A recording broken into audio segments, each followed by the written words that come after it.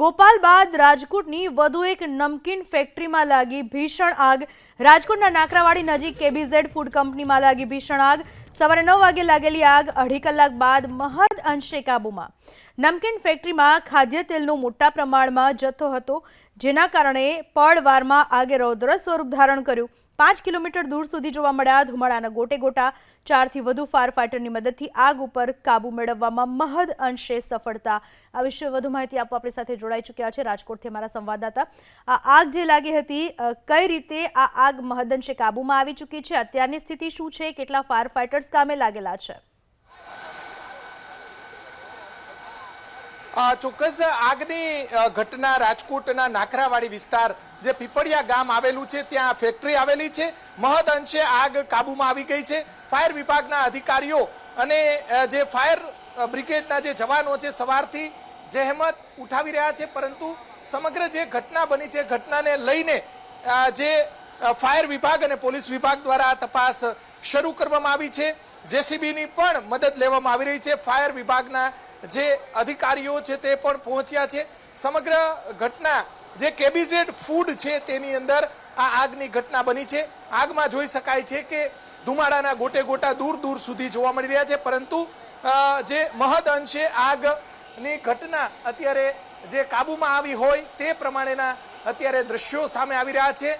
ઘટનાને લઈને જે તપાસ કરવામાં આવશે, કયા કારણે આગ લાગી હતી, મામલતદાર સહિતના અધિકારીઓ પણ અત્યારે પહોંચ્યા છે, તેમના દ્વારા પણ તપાસ શરૂ કરવામાં આવશે। પોલીસ વિભાગ ઉપરાંત ફાયર બ્રિગેડના જે જવાનો છે તે પણ પહોંચ્યા છે અને જે આગની ઘટનામાં સદનસીબે કોઈ જાનહાનિ નથી। એક બાદ એક છેલ્લા 1.5 વર્ષથી આગની ઘટનાઓ રાજકોટની અંદર સામે આવી રહી છે, ત્યારે વધુ એક આગની ઘટના અત્યારે સામે આવી રહી છે। જે કર્મચારી છે તે અત્યારે માહિતી આપી રહ્યા છે। શું આખી હકીકત છે?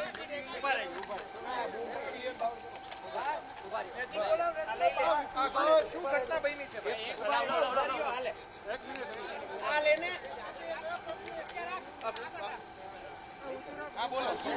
સત્યજીતસિંહ ઝાલા બોલું છું, HR મેનેજર છું અહીંયા। જ્યારે સવારે હું ઘરેથી નીકળ્યો ત્યારે રસ્તામાં હતો ને મને કોલ આવી ગયો કે કંપનીમાં આગની ઘટના લાગી છે।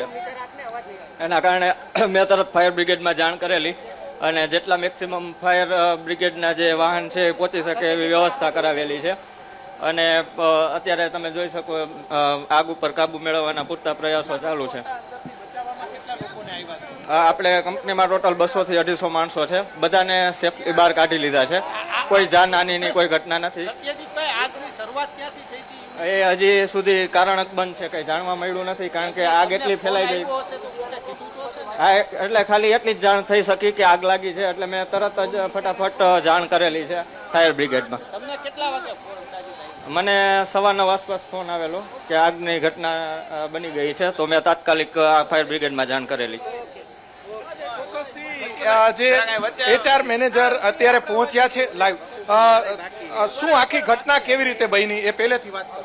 એ ઘટના માટે તો મને કઈ આઈડિયા જ નથી, કારણ કે હું હજી તો રસ્તામાં હતો ત્યાં જ મને કોલ આવી ગયો હતો, એટલે મેં તરત ફાયર બ્રિગેડને જાણ કરીને ફાયર બ્રિગેડની ગાડીમાં જ હું એ લોકોને લઈને અહીંયા પહોંચી ગયો છું ફટાફટ, જેટલું બને એટલું અર્જન્ટ। પણ અહીંયા બધું વધી ગયું હતું, એટલે જેટલી મેક્સિમમ ગાડી થતી હતી એ ગાડી બોલાવી અને પાણીની ને બધી અત્યારે વ્યવસ્થા ચાલુ છે, જે તમે જોઈ શકો છો। અંદર પ્લાન્ટમાં 200 થી 250 માણસો કામ કરતા હતા, બધાને સેફલી બહાર નીકાળી લીધા છે, બધાને કાઢી લીધા। એ કારણ પ્રાથમિક કારણ હજી અકબંધ છે, કોઈને જાણ નથી, કારણ કે ડાયરેક્ટ એવો કોલ આવ્યો હતો ને અમે તરત પછી અહીંયા આવીને સીધા આમાં આગ ઓલવવા માટેના જે પ્રયાસો થઈ શકે એ કર્યું। ના, હું અહીંયા હાજરમાં નહોતો, હું રસ્તામાં હતો। જે આપણે જે HR મેનેજર છે સત્યજીતસિંહ, તેમની સાથે આપણે વાત કરી। સમગ્ર ઘટના ખૂબ જ મોટી ઘટના કહી શકાય। એક બાદ એક ફૂડ કંપનીઓ છે તેની અંદર રાજકોટની અંદર આગ લાગી રહી છે। ઘટનાની તપાસ થવી જોઈએ। ફાયરના જે સાધનો છે એ પણ પડ્યા છે, જોઈ શકાય છે કે અત્યારે આ સાધનો કામ આવી શકે એટલા માટે નથી કે આગ એટલી બધી વિકરાળ અત્યારે જોવા મળી રહી છે। ઘટનાને લઈને તપાસ થવી જોઈએ, કેમ કે એક બાદ એક રાજકોટ